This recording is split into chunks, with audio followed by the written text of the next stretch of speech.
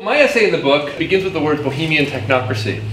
Geoff's book includes representatives of a wide variety of different kinds of social protests. The group that I'm most interested in, I would call technocrats, and they are the Stuart Brand folks who brought us the Whole Earth catalog, and I'm going to pass it around here, please. This is my pass-around copy. Don't worry if it tears, the paper is old. For that crowd, technocracy and mainstream America was both something to be loathed and something to be imitated. And it's this paradox that I think haunts a lot of our time today. For Brand, in his credit, okay, that's how much history to tell. Okay, in the article I talk about two groups. I talk about Brand and the Whole Earth crew and the Radical Software crew, and I'll do a very, very brief history of each. Brand and his wife Lois, starting in 1968, head out to a whole series of new communes that are being built. As you may know, 1966 to 1972 is the period of the greatest rise of communes in all of American history, a country founded with the communal impulse. As many as 750,000 Americans, by reliable estimates, were living either back on the land or in apartments, in communal apartments in the cities. That communalist movement was political in a way that was very different than the SDS lefty, new left politics were. For the new left, you wanted to do politics to change politics. For the new communalists, you wanted to turn away from that and to build a different life. And they turned away from it toward design, toward consumption, and toward information and information systems in particular as a basis of a new kind of community. The Whole Earth catalog, I would argue, is the paradigmatic example of that. It's a fascinating document if you haven't seen it before. How many of you had one in the house growing up? Just checking? Excellent, I'm among friends. Thank you. Yeah, that's helpful, thanks. So the Whole Earth catalog is a fascinating catalog because you can't buy anything with it. It's partly modeled on the Sears catalog, but instead of buying things, what you can do is find out where to get things. It's an access device, it's an information system. But it's not all put together by Stuart Brand and his wife Lois. Rather, it's put together by readers who mail in recommendations for things you ought to be looking at, knowing about, and so forth. Now, this should be very familiar to us in our social media era. In its own time, it was quite new, and it had a secondary effect that's very powerful. It turned the Whole Earth catalog into a map of the communes that were springing up around the country, because their representatives would write in. The Whole Earth catalog is a prototype of a different kind of society, bound into a book and offered up to readers as something they could have in the house as a sort of key to possibilities. Now, it's also, I think, it also has a very pernicious legacy, and I want to hit this fairly hard. As I was going through Geoff's book before coming here today, I was seeing how diverse and how outraged the points of view were, and how much faith people had that if they spoke the truths that they saw around them, if draft resistors resisted and spoke out, the world would actually change. And I'm struck today, for all of the discourse available on the web, by the silence that surrounds us. And I want to argue that, to my intense frustration, some of that silence is the product of the work of the Bohemian technocrats who I've written about. The new left did politics to change politics. The new communalists behind the Whole Earth catalog and then later Radical Software, I can talk about them at more length, were folks who trusted in communication, in media technology, in patterns of consumption, in wearing the right clothes, in getting the fringe on the jacket just right as a way to make a new world. Now, I think that strategy is one that we see around us in this neighborhood. I would argue it's in fact a quintessentially Bay Arean strategy. But it's one that's had a whole slew of pernicious effects. As those of you who were perhaps involved in communes would know, many of them were not intentionally, but in fact racially segregated, extraordinarily heteronormative, and actually radically conservative despite the clothing. If you doubt me, go back and pull out your old Crosby, Stills, Nash & Young albums, and you'll see on the cover that the men are dressed like cowboys and the women are wearing the long, flowing dresses. Your Allman Brothers albums will have the same effect. I think what I want to say is that the turn toward design and communication as modes for making an alternative society also represents both a turn away from the effort to do politics as politics, and a turn toward precisely the forces that make it so necessary to do politics as politics. A turn toward consumption, a turn toward the self as the site of politics, and a turn toward expression as what I would think of as the illusion of political action. I think we labor under the illusion that expressing ourselves and forming ourselves up as politically alert subjects is sufficient to change the world. And I think that's an illusion. Some of the retort gang got together to work on what became West of Eden, what we call the Communes project in about 2003. We were struck how little ethnography and serious research was done on this extraordinary moment in history. And I'll come in a minute to challenge Fred's, well, he'd probably be able to rebut this, but the new communalists that he's concentrating on were an important part, a subset of what happened. But I think the enduring question for me, and for those of us who worked on the West of Eden, is in a way, there's still the mystery of what happened in those years, 64 to 74.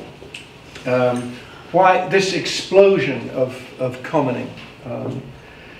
And there's another book fairly recently, I have copies here somewhere, A History of the Underground Press. The On the Ground, does that ring a bell? Rising Up or something? It's in I'll pull it out from behind in a minute. But it's essentially an oral history of people who were working in the world of the underground, so-called underground press. It's described by some of them as kind of like a field of mushrooms, you know. Thousands of these, I mean hundreds, thousands of these publications sprang up.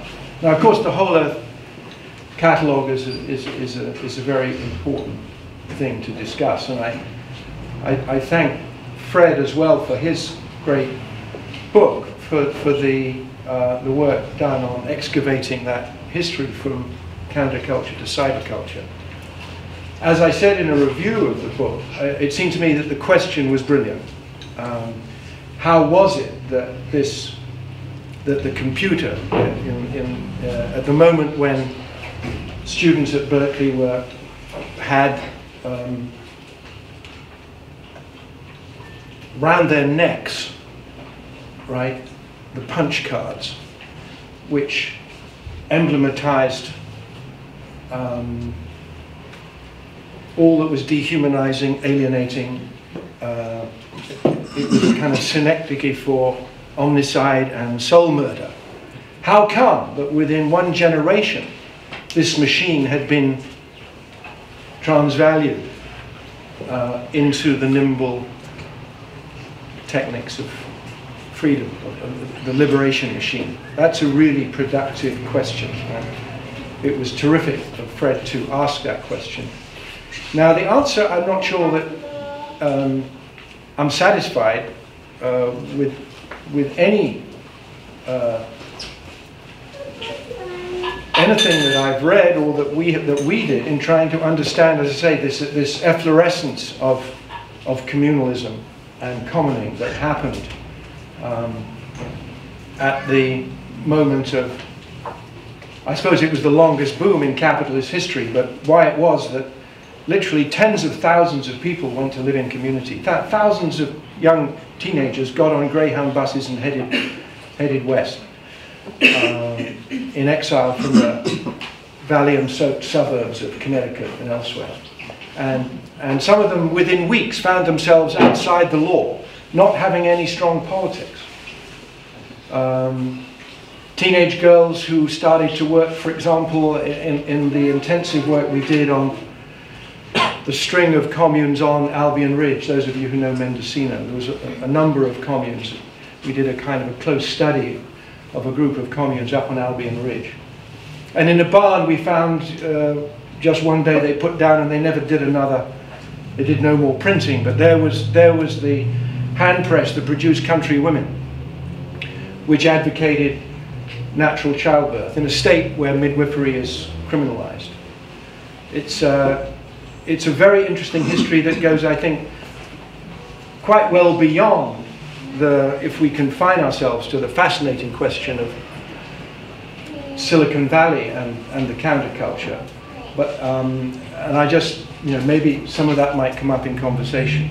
I suppose I want to say right now that this is a very good week to be discussing Bradley Manning and WikiLeaks, the biohackers and the DIY gene splicers about to send out packages of seed for glow-in-the-dark Aridopsis thanks to Kickstarter. This is kind of an interesting set of questions raised by the history that produced this social movement, which I think is tackled powerfully with the aid of work that Fred's done by Lee Warden in his chapter on West of Eden.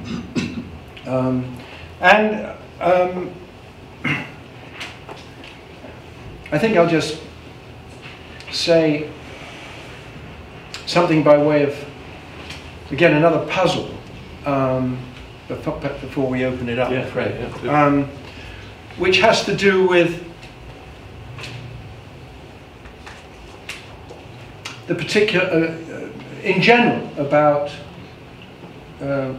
techniques and particular ensemble of human prosthetics and machinery. Because remember that what's called the Industrial Revolution, I think it's a misnomer, which is really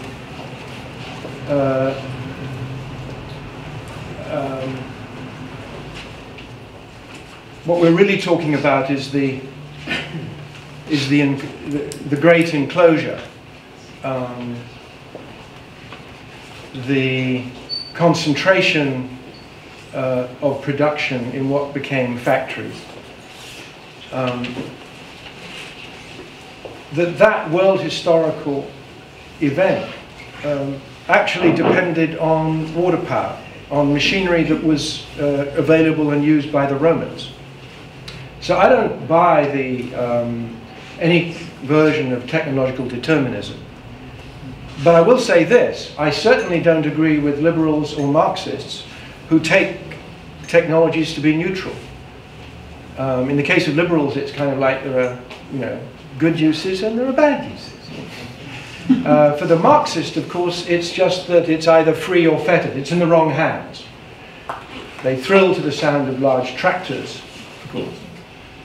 The Stalinists have done, because they are the means of production that allow us to imagine an ample world to get us from prehistory, from a world of constraint to a world of freedom, of abundance. That was the idea. That is not satisfactory in my view. So if techniques are not neutral, but nor are they determining, because they always outrun the imagination of the inventor, then what are they? There's some other thing. And the way I've theorized it is to, and I began this work in Resisting the Virtual Life, but I think it needs further developing at this moment historically, because we're again at ground zero, as they say, of a new burst of enclosures and evictions and accumulation. I think the question then is, how do we assess particular ensemble of technologies? I mean, given that these extraordinary productions that mushroomed from the mid-60s for a decade were using, Victorian technology. It's not that there was anything new there. No. The main point was self-exploitation, what today would be called internships, right? it was people giving their own free labor out of, it was a kind of an eros effect, to use George Katsiafikis' term. No, it's not that there was anything desperately new about the particular ensemble of techniques. But I think it's possible to say this, that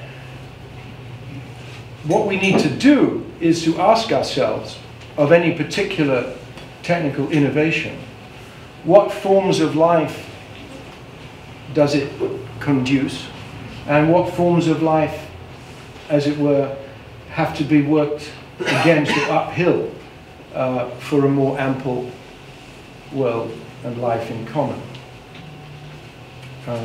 So, for example, I was involved in the resistance, open and clandestine, to the genetically, to the transgenes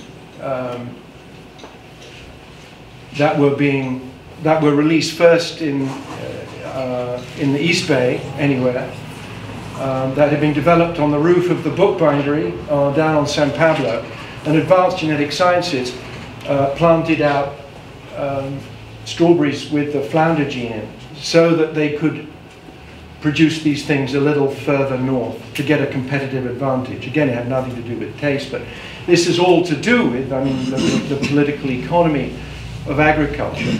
So I think we need to ask ourselves, and it's a very hard question, what is our attitude to a particular set of technical novelties? Well, we're not going to, it's not easy to say what that is.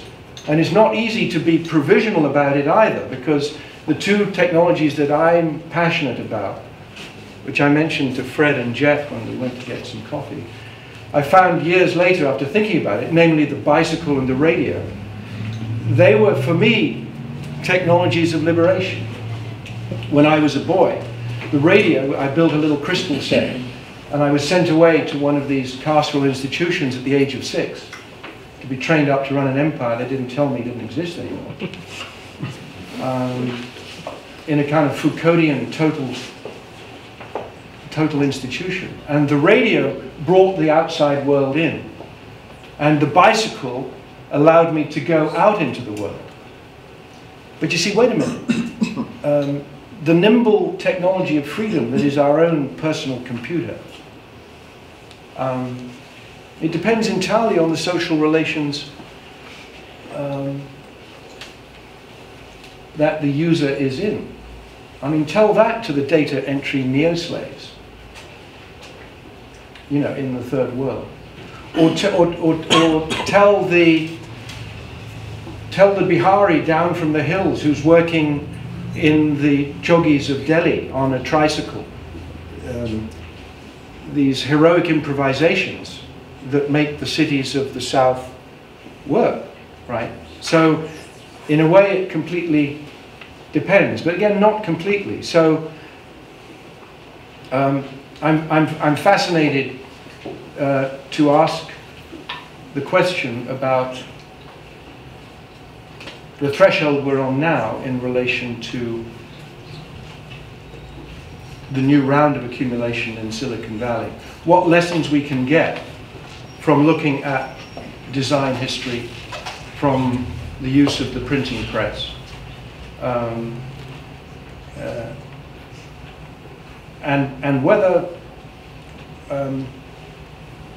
it's possible even to imagine doing what, at least for the first time in history, happened a few years ago, where the resistance to a new technique, namely the gene splicing, forced the nation state for the first time ever to stage a public debate. This was in Britain, before the technology had arrived. This is unusual, and I think actually, you know, one of the things we have to do, and I'll finish with this thought, that we have to do, and I think we can become agents in this room, because we've got people here who are involved in this machinery.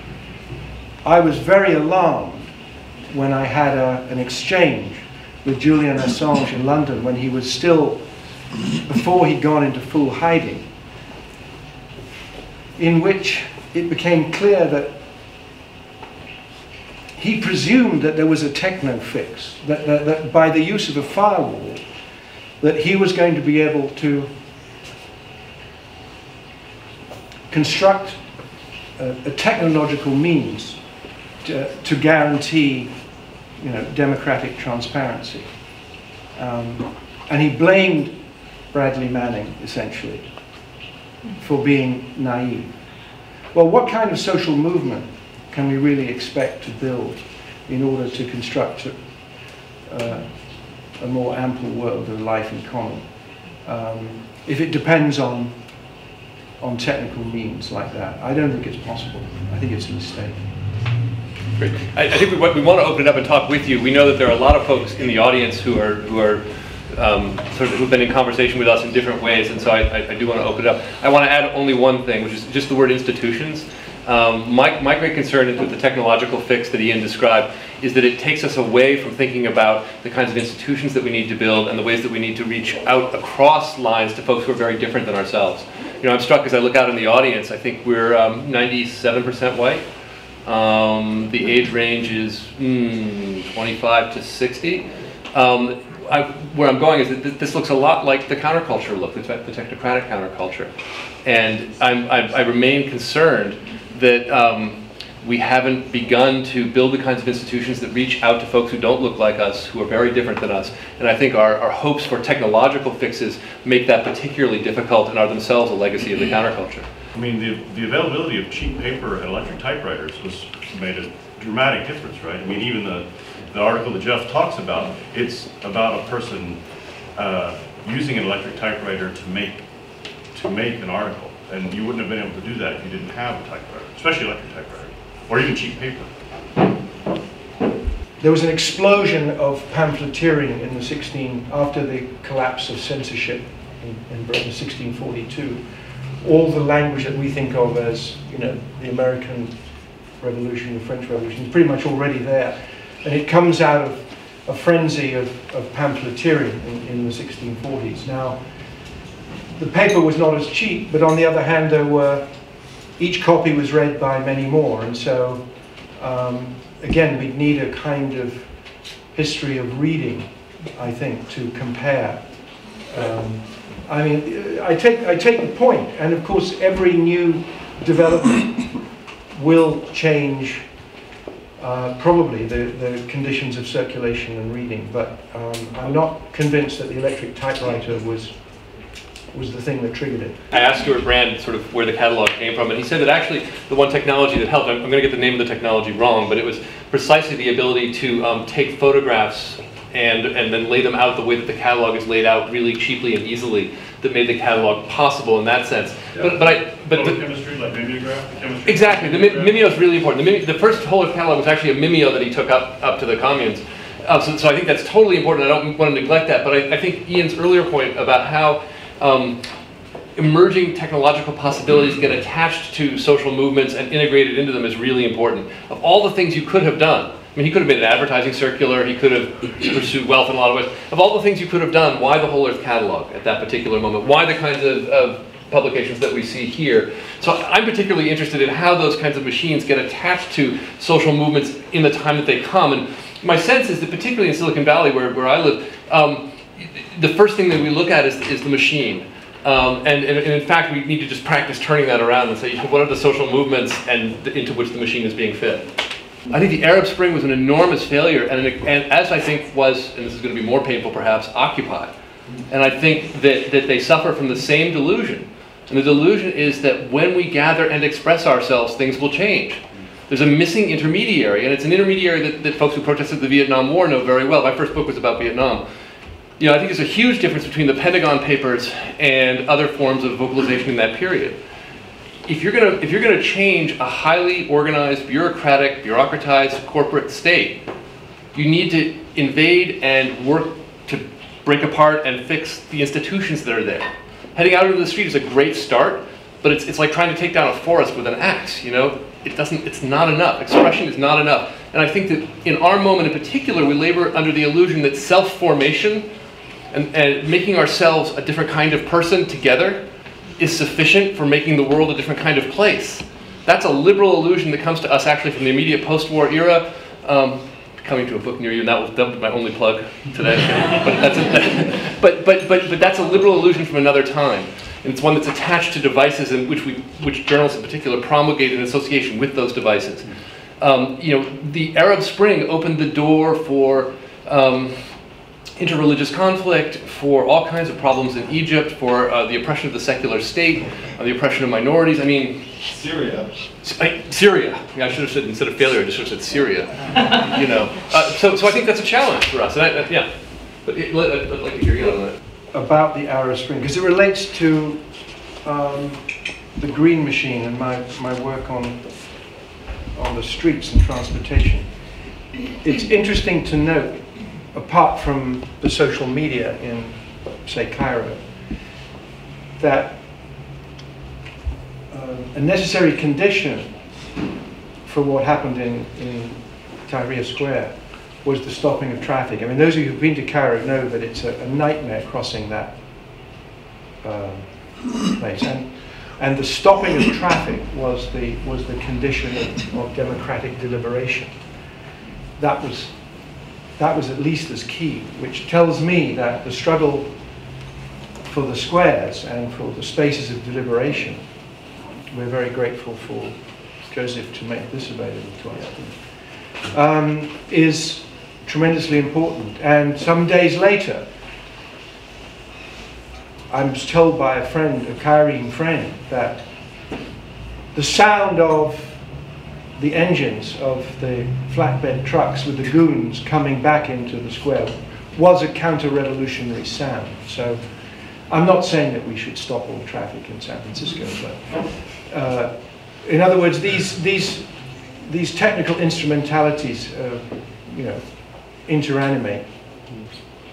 Yeah, sorry, I think So it seems to me that one of the things that happens with these events, these kind of recurring events, is that a kind of language becomes available to us, a way of conceptualizing the possibility of change, and whether that is, evolving out of personal, quests, or however it frames itself. It seems to me that, it's naive of us to propose that the Arab Spring is going to suddenly spring, freedom and whatever that might even amount to into the world. And of course, it can't do that. It can only begin incrementally to evolve us in a kind of imagining of some sort of, it's almost like some sort of utopian, resolution. So I wrote a book about Stuart Brand and the Whole Earth World because I was very drawn to it, and I wanted to find an alternative language for the world that I lived in. I've written about Burning Man a lot. I have very ambivalent feelings about Burning Man. I go out there, and part of me loves it. It's like finally something that looks a little like my world, but is so much more flexible and playful. And then also, wow, the politics in there are. And I always leave the playa with more business cards than I came with, and it's, it's very good. But I want to get to this point of language. I applaud the pursuit of new language and new frames for understanding how we live together. I think frames that are centered in personal, individualistic, even gathered together expression are the wrong frames. I think that they in fact turn us back precisely as many of the things that Geoff showed us here did, away from social movements and the building of the kinds of institutions that we need to make change, and back toward the establishment of coalitions of folks who can agree for temporary places and in temporary squares. It's a flag without a country. I want the country. And to get the country, I think what we need to be thinking about is not how to build networks and coalitions and temporary spaces, temporary autonomous spaces, but rather how to take the networks that we build and the vision that we build in those networks and link them to or build them into institutions and make them permanent. I think that's where I'd like to see us go. I look at something like Politico online. It's an online, a group of journalists who gather together and are very aggressive in critiquing power. But they manage to institutionalize, and by institutionalizing, gain all the power that comes from having a legal standing, from having money, from having lawyers.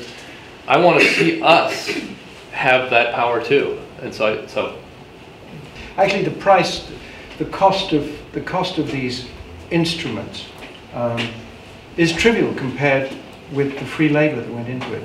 The labor power was everything to do with what we saw. Everything. Everything else is trivial. How was it that so many people could do that? Well, of course, We had the imposition of the wage form. The police force was invented to impose the wage form, drove a wedge between waged and unwaged labour for another world historic defeat of women, basically, who do the work of social reproduction. So that is something we should probably talk about. And of course, then you ask the question, well, how did people get by in 1970, right? I mean, of course, there was a lot of squatting. But a lot of people had to pay, if they had to get money together, it was perhaps they had to work, let's say, 5 days a month for shelter. Nowadays it costs about in San Francisco between $40 and $50 a night for shelter, whether a mortgage or rent. And people are working 17, 18, 20 days out of the 30 just to get shelter. What time is there to work on? I don't care. I don't think the Selectric is going to give you that value added in order to do the work. But I mean, I take your point. I mean, all these are factor in to trying to understand this extraordinarily interesting explosion in, you know, graphic design and its relationship to the counterculture. I would only note that in the counterculture, there's, I think, a tremendous faith in communication as the mechanism of social change, but that faith actually comes directly out of military research in the 40s. You know, Norbert Wiener, founder of cybernetics, argues that the way to make a new world is to construct proper feedback systems in that world, to build systems of communication. When Jimi Hendrix takes his guitar and walks up to his amp and makes it do feedback, he's doing something that is a cultural echo, a kind of on-the-ground performance of Norbert Wiener's liberal computer-based politics. And those kinds of resonances are echoing down through our experience and through our faith in communication and communication technologies, whether paper-based, countercultural, and colorful, or pocket-based, not countercultural, but colorful. Lee Warden in West of Eden echoes what you've been saying over and over again today, that, you know, the whole earth culture emphasizes individual freedom instead of social justice, or that emphasizes personal expression instead of the common good, to use Ian's term. Can you help me make a direct connection between the whole earth legacy and the emphasis on individual expression and personal freedom? Sure, it's a hard, I'll try to do it succinctly. I would argue that the whole earth crowd represents a large chunk, but by no means all, of the youthful counterculture of the 1960s, and that that movement, well, let me tell a story. So 1966, Ken Kesey goes to the Oakland Army Induction Center. His party is about to enter into a march, and it's the moment when the new left and the new communalists come together, they gather, they're going to march on the Induction Center in Oakland. Kesey gets up in front of the march, says, "Don't march. That's what they do. You want a different world, go home and make one." And then he plays Home on the Range and leaves the stage. Okay. That's a moment where he's saying, you know, politics, that's what they do. The turn away from politics is a turn toward this kind of personal expression in a privatized space. The trouble with that, at that moment, is that it becomes, it lets go of all the apparatuses that we've created for negotiating the distribution of resources. So when you go out on communes, many communes, not all, suddenly you find that cool rules. There are no rules. So it's like, man, that's just not cool for you to be asking for my hamburger. Not cool. Okay, that pattern, those people are out on the communes for a couple years, but only a couple years. By 73, most communes are dissolved. Where do they go? Who do they become? Well, one becomes Steve Jobs. He was a communalist for a year. Stuart Brand founds the Global Business Network, arguably one of the most influential corporate consulting firms out there, works with partners in Shell Oil. You know, the Brand Group in particular sets the linguistic frames by which we understand the computer the network computer for its first 15 years. They coin or give that or define the terms personal computer, electronic frontier, virtual community. I would argue that the habit of mind associated with that portion of the counterculture remains available to us as a set of styles. It's one of the reasons we're fascinated with the counterculture. The notion that style, consumption, the performance of the right kind of alternative self is a way of actually changing the world, is something that we see from that time, inherit from that time, and have marketed to us from that time, particularly by Apple, and by folks at the Global Business Network or the Long Now Foundation. And so it's just come straight down to us through there. Does that answer your question? I'm trying to do it succinctly. I mean, so Ken Kesey says, go home and create the revolution on your own closet or whatever. Yep. And then they try to articulate that through coolness or some sort of individual one-upmanship. I mean, so they build communes that don't have laws. They do exactly what Iain is pointing to. They step outside the law. Now there are different communes and different communes work differently. But the communes that I'm thinking of, mostly American Southwest, get established without explicit rules. And in lieu of rules, we have anarchy in that sense. Pardon? Yeah, they're anti-rule, right. But what happens what surprised me when I went to actually look at the literature, the primary sources on communes, was that there was often, in lieu of rules, norms. The same social norms that are kind of bubbling under our daily lives came back in force to provide the organization on communes. So Lois Brand said to me, she said, yeah, we used to go to communes, and Stuart would be like, Stuart would go to the big room and they would make important decisions with the men. And the women would all go out and like put bleach in the water to make sure nobody got sick. The most pernicious kind of social norms from suburban Valium-taking America migrated directly onto the communes. And I think they infused the whole Earth catalog. It's important to remember that the state came after most heavily the commoning that began in Oakland and spread all over the country. The Black Panthers, again, ideologically, we've been presented with the militancy. But in West of Eden, Robin Spencer has done a tremendous job excavating the very large number of communal operations that the Panthers were involved in. And that was, brutally repressed. I mean, the same with the Red Commune on Alcatraz. I mean, remember that for 19 months, the Indians of all tribes set up a commune on Alcatraz, which was an inspiration for liberation movements in the Fourth World, and people came from all over. Nixon was only just persuaded not to send in fixed-wing aircraft, as he did later on September the 11th on Allende's palace, pretty much. So we have to remember that, and of course that intersects with an interesting history among the rusticating communards, who in their own way of honouring the red man, invented new rituals in the countryside, often with very ambiguous, or with very dubious slogans. Free love, free land. Well, for the remnants of the Miwok, when you hear free land, how does that sound? The grandchildren of those who were cut down by the 82nd Cavalry. So, I mean, it's a very fraught history, and one that there are certainly lessons for us. And I want to say that I agree with Iain very much on the Black Panthers and on politically based communes. I think they're tremendously important, and that's a solution to the problem I'm describing in the technocratic communes. And I think it's a really important one. Rules allow for you to make claims for rights.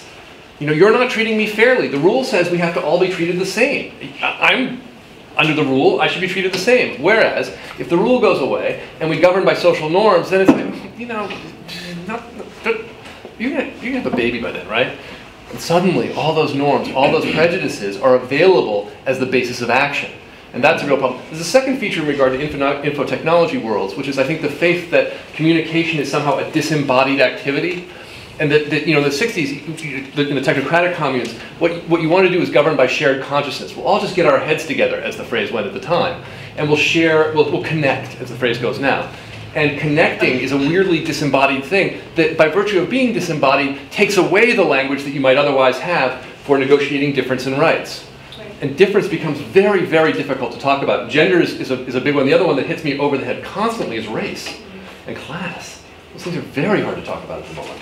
My friend Dick Sclove was fascinated by a case in Spain where an international corporation went to a community and said, if you give us a big chunk of land on the edge of town that has access down to the beach and so on, we will pay you some large amount of money, and we will put a watering system into all your houses, because we see that you're in a pre-modern state and you still have to go down to the well.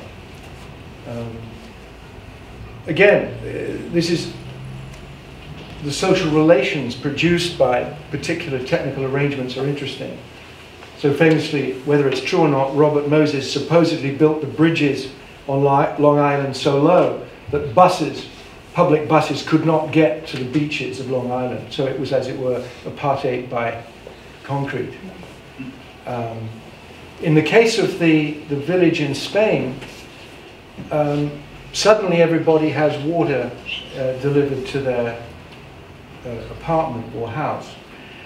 And the well, which had constituted the counter-hegemonic space in the village, goes away. The complexity of this, of course, is are you going to say, by the way, you know, no reticulated water for you, because, you know, keep your counter-hegemonic space and wash together, you know, at the well.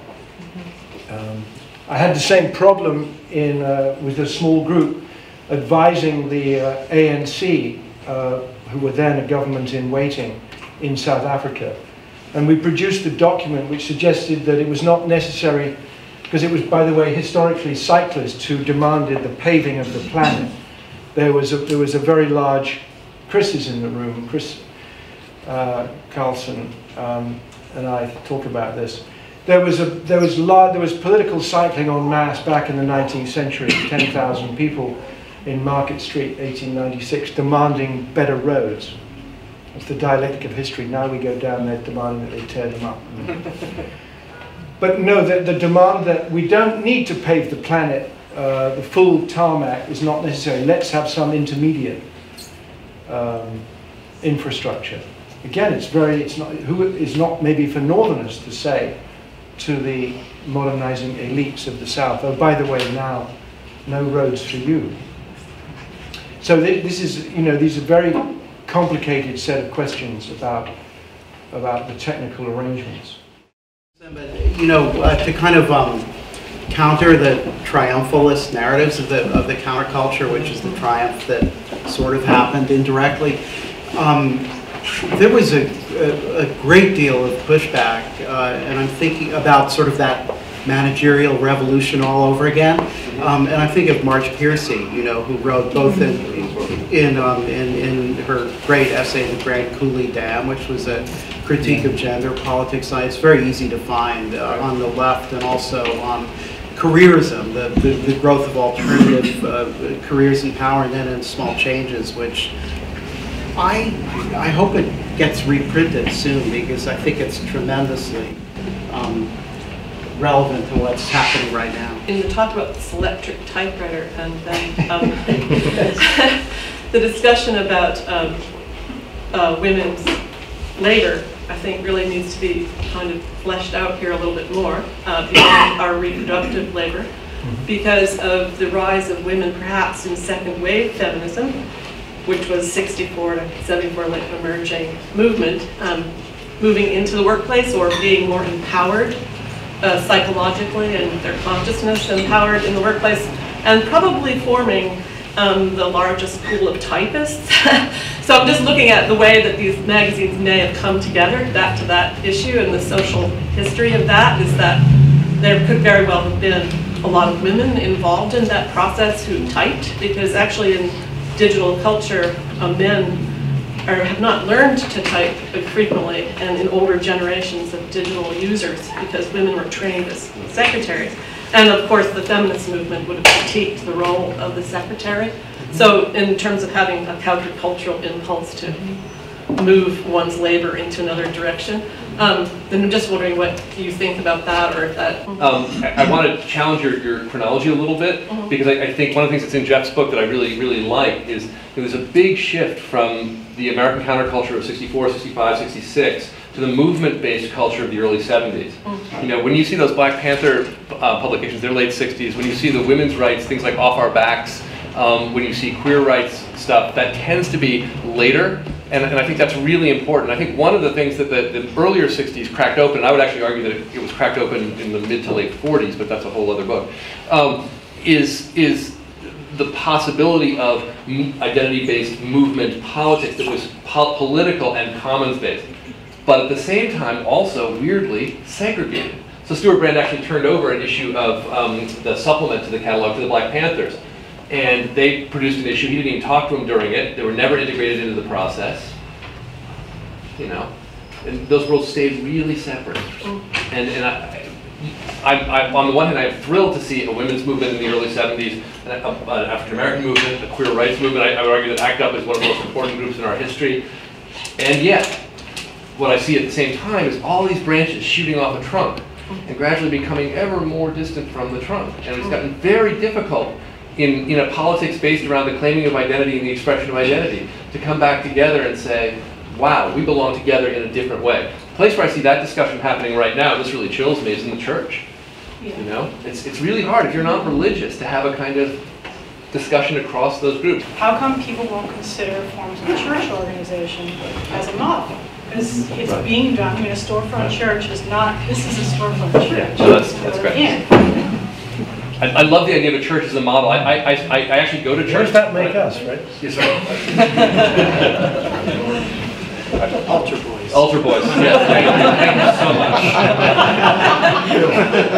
Definitely, but you know, I go to church, but I struggle with theology, and you know that's the problem, right? I would love to have a system of belief that transcended time and space and allowed me to see others who are very different from me as like me. But the kind of individualist secularization that drives a lot of the counterculture makes that very difficult, and it's a challenge. I mean, some days I'm a liberal humanist. Some days, you know, it's like I can't find a kind of overarching story that works, and I still struggle to believe that this guy 2,000 years ago got nailed. Well, that's not so necessary. I just feel like it's an overlooked like source of information about organizing and modeling for social change, and just nobody ever talks about it. It's like going on. It's going on all the time, and when I go to spaces where actual hands-on work is happening with the poor, it's church people and cops that I see. Yeah. Isn't that exactly what you criticized in Occupy? The ability of people to come together and to see beyond.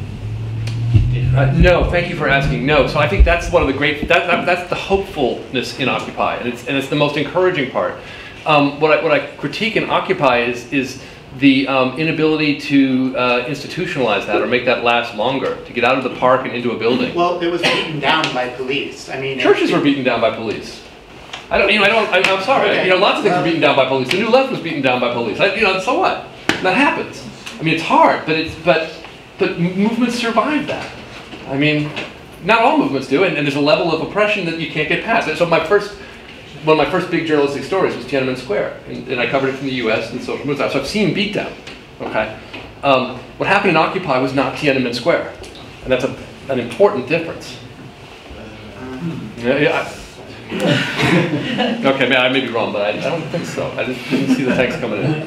Could some of it maybe be a temporal issue, where something like Occupy is demanding change now, where something like a church structure is more like the slow burn, long game? Maybe it's that. I'm in favor of change now, and I think churches often make claims for change now. You know, Daniel Ellsberg, during the Vietnam War, you know, led church-based people to demand the end of the war right then and there. So I don't think it's a time thing. I think there's something about what I call in some of my writing the expressivist fallacy, the hope that if we simply express ourselves and form ourselves properly, the world will change. It's a deeply ancient American idea. I mean, it's the idea that the Puritans had. You know, we'll be a city upon a hill, we'll set the example, the world will watch us and change. And I think that's the Occupy ideology as well. We will be the city, and it will change. I have a question for the room. What happened to all these, you know, burgeoning journalists?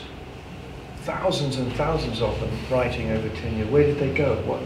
What happened? You know, I mean, given the state of investigative journalism, and certainly on the left, when I arrived in the U.S. in the early 80s, in the kind of official conscience of the Democratic Party, The Nation magazine, there was a kind of duopoly of opinion by two exiled Brits, namely Coburn and Hitchens. It was extraordinary. I mean, where did all this fantastic? I mean, some of it perhaps went into zines. I don't know. I mean, the periodization means that we sort of suddenly have this. We have this capsule of the counterculture which ends in '74, just about the moment when punk emerges. Quite a lot of these magazines, in some iteration, endure right through to the 80s when I arrived here in various forms. I don't know, things like Open Road up in, in Canada. I mean, there was quite a lot before it finally got extinguished. I don't know. I have Stone's Weekly go out of circulation. Do you remember? Stone's Weekly, that, the 80s, wasn't it? 80s, yeah, it was early 80s, I think it was, yeah. Yeah, of course that was a model for a lot of the political underground. I mean, in the book that I have a couple of copies of, if anybody's interested, on the ethnography, Izzy Stone's Weekly is an inspiration. And it might be an interesting question to ask about the price of paper, or this very good question about particular increments and changes and new availabilities of technical means to do something, and what what that facilitates, etc. I think of the Pacific Ocean as a huge filter that allows certain things to come across from America, and certainly we have the Whole Earth Catalogue and Bob Dylan and a lot of other things that they filtered through. It was probably a little bit easier to be that far away, but we definitely put out I remember a moment where I used a cassette pump. Yeah, which was a bit of technology, but I'll tell you what, it wasn't the technology. It was my then wife and I put out a document saying, let's start an urban commune. And we printed 170 of them, I can remember the number, and distributed those 170 pamphlets, and we had more than 170 people come to the meeting. Bang, just like that. If you did that now, well, we've got a lot of people here, so something works. But the mystery, I'm thinking there's a whole legacy, or earlier, like a lot of the leadership and people contributing came from families where the parents were radical in the anti-war movements before the Second World War, Quakers. I was always told that the 60s was a revolution against the 40s and the 50s, yeah. and I was told that by people who came of age in the 60s and wrote history in the 80s. And when I got back to the Whole Earth Catalog, and anyone who has it can verify this, suddenly I found them reading the Urtext of the 1940s. Norbert Wiener is right in the middle of it. Erich Fromm, a German refugee. Erich Fromm was the person who first theorized the authoritarian personality. And so I argue that the individual-based turn away from politics and the fear of hierarchy embedded in that, and the turn toward the self, toward the collaborative self, is a turn that actually begins in America in the 1940s during World War II, and is inherited by the generation of children who become this. There's a phrase, though, that comes from that time, that the personal is political. Right, sure. I can remember that being very influential. Right, but that phrase itself has a legacy in the American context. It goes back to The Open Self by Charles Morris, who's a University of Chicago philosopher who publishes that book in 1948. In 1948, he publishes a book called The Open Self, and it's designed to promote a society that is genuinely diverse across races, that has endomorphs and ectomorphs, as the term was then for straight and not straight people. But that's amazing, right? 1948, that's not supposed to be there, right? Wasn't that the peak of the closet? Do you see where I'm going with this? So the personal became political long before it was declared as such. The people in the Whole Earth book almost universally come from middle class and upper middle class environments. Stuart Brand is the son of an advertising copywriter. Lois Brand, his wife, was the son of a daughter of a programmer and a mathematician. There are exceptions to this, but fewer than you'd think. I mean, for my generation, and I'm surprised you haven't talked about this. So there's the war, which there's a draft, which had a huge influence. So which generation are you? I'm 69 years old, so I was involved in it. Yeah. So it was the draft. It was heavy drugs came into the middle class for the first time in a really pervasive way. There was a civil rights movement that had an amazing influence. It was the beginning of feminism was beginning to make itself felt. There was multiple assassinations in this country that alienated a huge idealistic youth that was brought up into the 50s with this notion of the utopianism of consumerism, actually.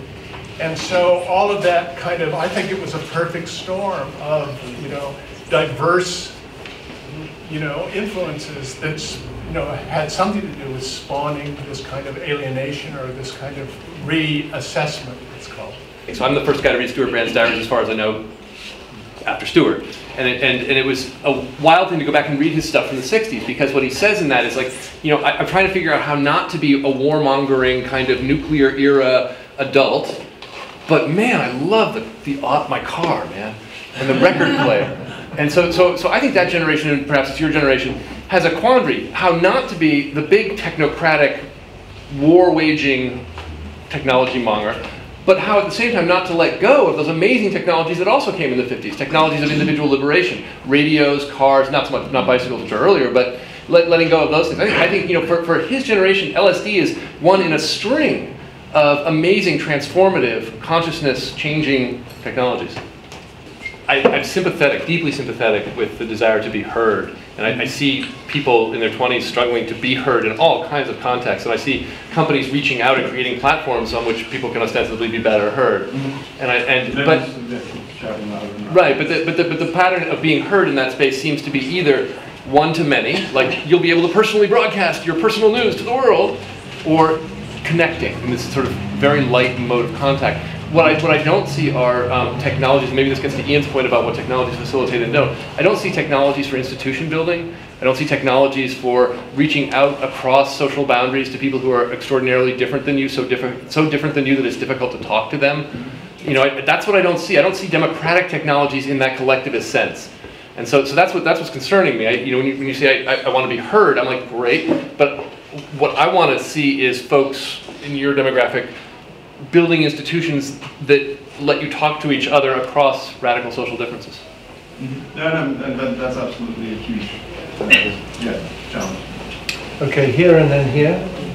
I have just a quick question about the distinction that you are making between the private and the public, which is secular. You use the word inheritance, and I think that the word inheritance is something that we should pursue a little bit further. How do we inherit also these secular, discursive binaries, etc.? Maybe this could be a way to tie with your very interesting observation and your answers. The question of the moment now. You mentioned initially, but this is for both of you, the question of the new ground of accumulation that is happening now. I would like for us to unpack that much more, because this, I think, is a key question. And when you talk about Google or Facebook, the whole massive enclosure of the commons that is happening under the guise of peer-to-peer review and all of that. This is one of the most fantastic heists, social and commons heist, that is taking place right now under the guise. How can you have a person who in the matter of 8 years becomes one of the biggest billionaires in the world just by massively stealing the communications and the knowledge of the commons? So to me, that's something I strongly feel. And also at a concrete level, here in San Francisco, the whole phenomenon of mega commuting and gentrification, where we have the people who work out there where you live and live here because they are the only ones who can afford to live here.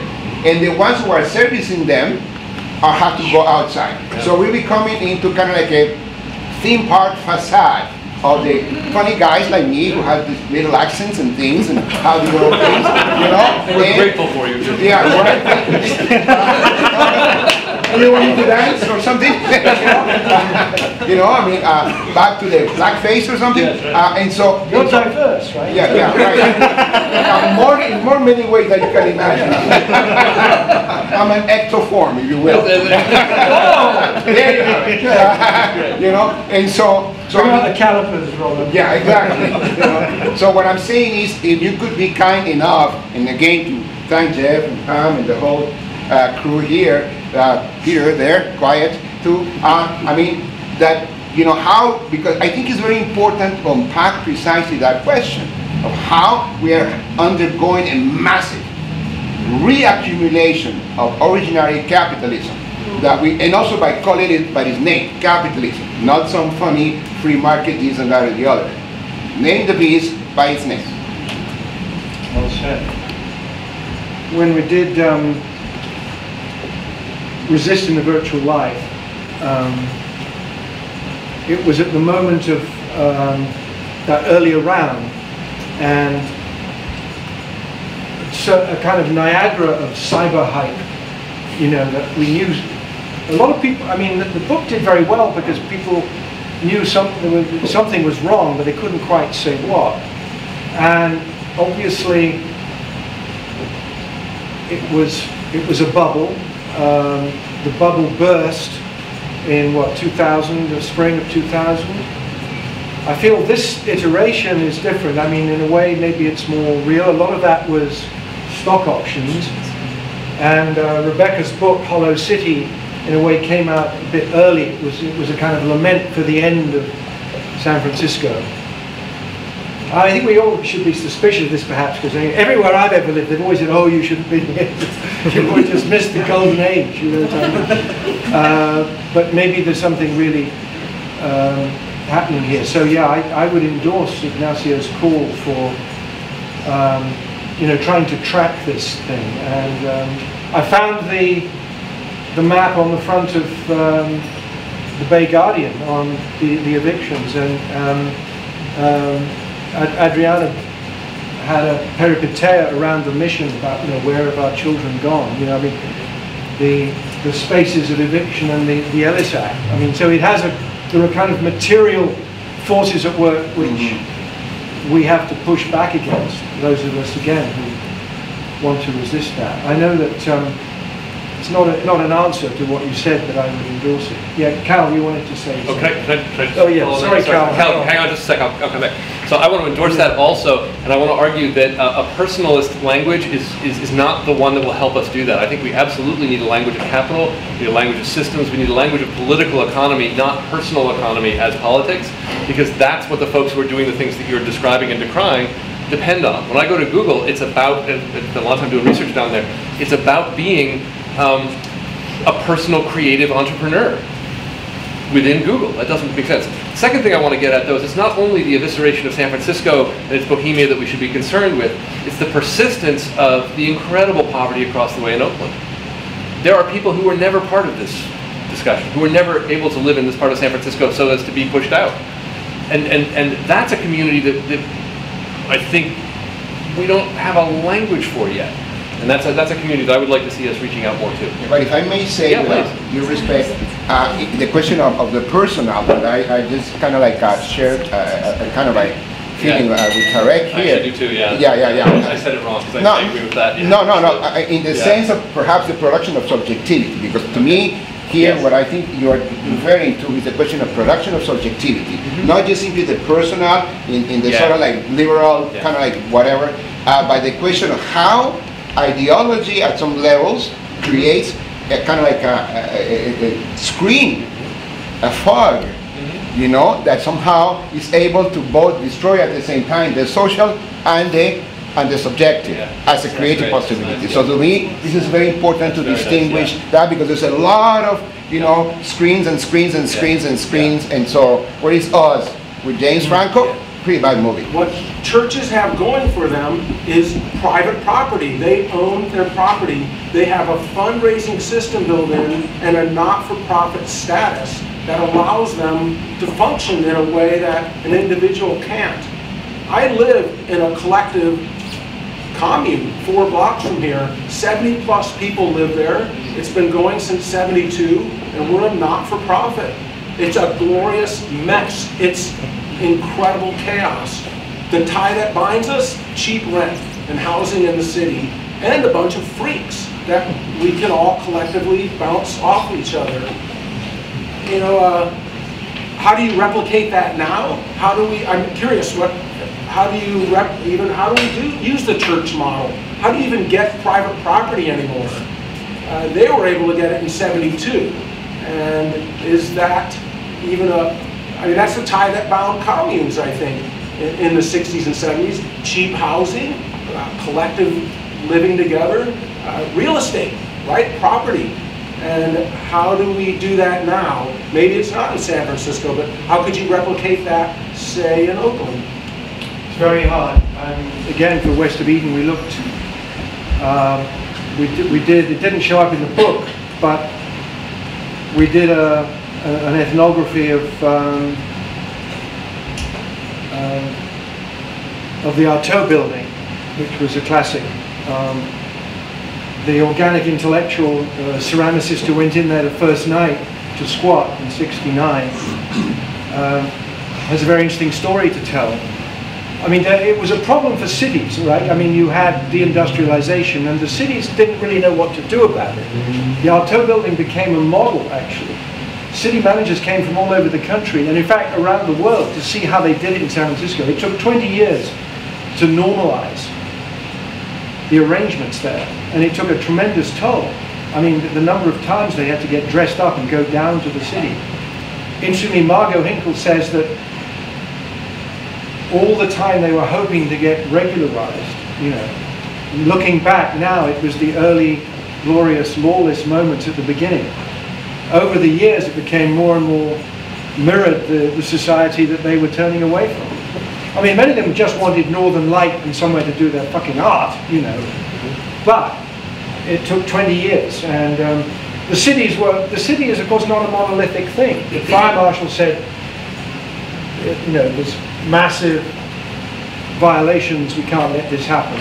And other parts of the city bureaucracy saying, we've got to come up with some deal. I mean, artists, it's great, they're the storming petrels of gentrification. Let them in, they'll put up with all kinds of crap. You know what I mean? And so there were these spaces. The flight to the suburbs allowed a tremendous amount of stock in the Victorians of Haight-Ashbury. Again, in West of Eden, we argue that it was the adjacency of these great commons in the Panhandle and the Park, which were there because of actually the bourgeois women of the marina had the spare time and the social clout to stop the freeway coming along the Embarcadero anymore. So there was a lot of movements that made possible the conditions of possibility for the diggers. At this moment now, of course, it's hugely problematic question. I mean, I was involved with a small group that were about 20-something of us that tried to buy a whole city block in Berkeley in 1988. And we hit a kind of a moment where land values were going up 10% a month. And it was impossible. Because there were a lot, you know, when you're up against a legal system, a banking system that's massively suspicious of anything communistic. So I have two answers also. It's very, very hard. I mean, I agree. Yeah, I think it's very hard here. You see it going on in Detroit, you see it going on in New Orleans, you see it going on in Milwaukee, where industrial spaces are being rebuilt and taken over precisely by these kinds of groups. But there's a second piece that I want to flag, which is that it's not only important to build a commune, it's important to build politics from the commune. You know, the church story is a really interesting one. I'm struck by the power of churches, not only as the power of churches, but as seats for the Tea Party. You know, the Tea Party has congressmen right now. I mean, I loathe almost everything, I think everything that party stands for. But I admire their ability to work their way into the system and take power. You know, where are my communards in that discussion? You know, where are the representatives of the 70-person commune in that fight? You know, Dianne Feinstein's great, but where is our Tea Party? That middle thing is missing. That institutional impulse is missing. And that's what I think we need to see to make the kinds of things that you're describing a permanent part of our landscape.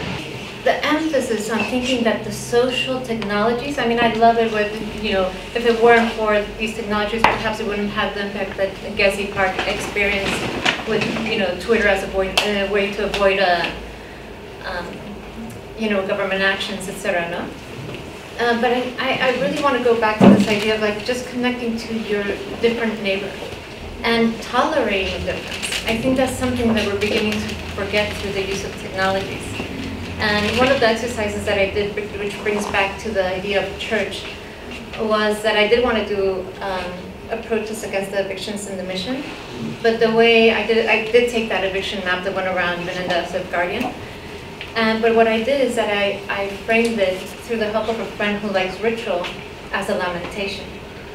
And so for a moment, what you do is you create a space of thoughtfulness where very different people can coexist and different people get to speak. A poet, you know, I brought a lot of history back from the mission. And so it's another way, again, it's maybe a little swarming action where you just go through a space temporarily. But I think sometimes there's something very useful about, and people, very diverse people came to the walk, mostly because I had interacted with them on a different level. Not where I wanted my voice to be heard, but where I wanted their voice to be heard. And so I just wanted to bring that into the discussion because it's almost, I don't think it's counter to technology. My story's up on a website, whatever, no? But I think it's just remembering the other things that we can do to create more stable institutions, perhaps, or better balance. You're pointing back to the subjectivity question, too, the culture. Yes, and just as a point of history, I think that was brought up, these politics of identity first had a point of origin in politics of solidarity and politics of self-determination, you know, the third worldism, before they fragmented more into, as you said, the branches get thinner from the, from the trunk, until they became more about politics of identity themselves. So I think sometimes just remembering the history of that is useful. It raises profoundly the question of back to the kind of the politics of form. I still think we need more work of the kind that, say, was done on the difference between the phenomenological difference between, say, video and film. I mean, this is a bit of a tangent. I think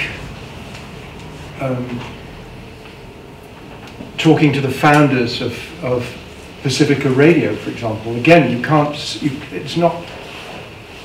can't read off the particular medium, I think, the particular set of social relations. But it was interesting talking to the founders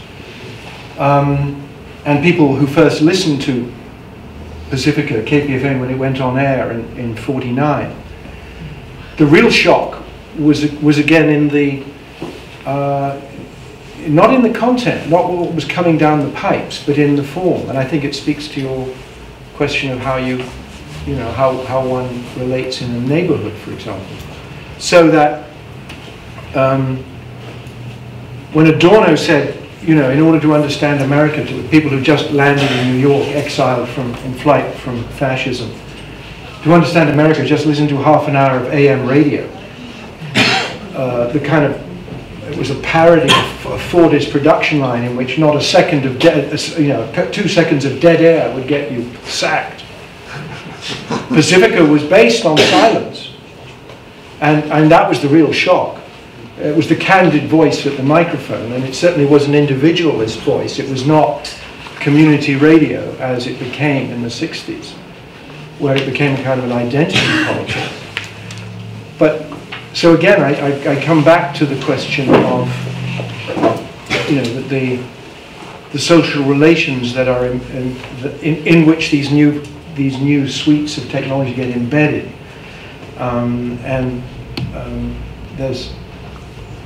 I think we need to be kind of conscious, self-conscious about that. And as far as I'm concerned, Fred's work and this book is helpful in recovering this history as we face this new round of accumulation. I mean, I love Fred's Cyberculture, Counterculture book, absolutely awesome piece of history. But I don't really agree with your point about institutionalization. Like, I don't think that's the right reading. And to call Occupy or even the Arab Spring a failure, it's just way too early. I mean, it's only been a couple of years.